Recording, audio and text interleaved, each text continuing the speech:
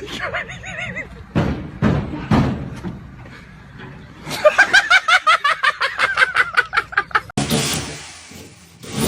was at this moment that he knew he fucked up.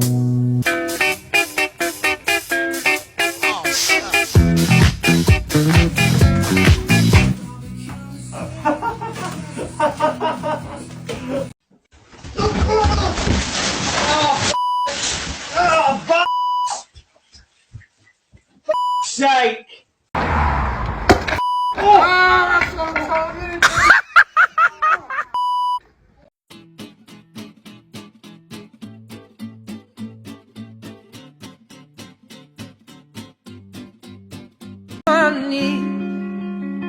So come on, let it go. I'm just trying to get it by the end.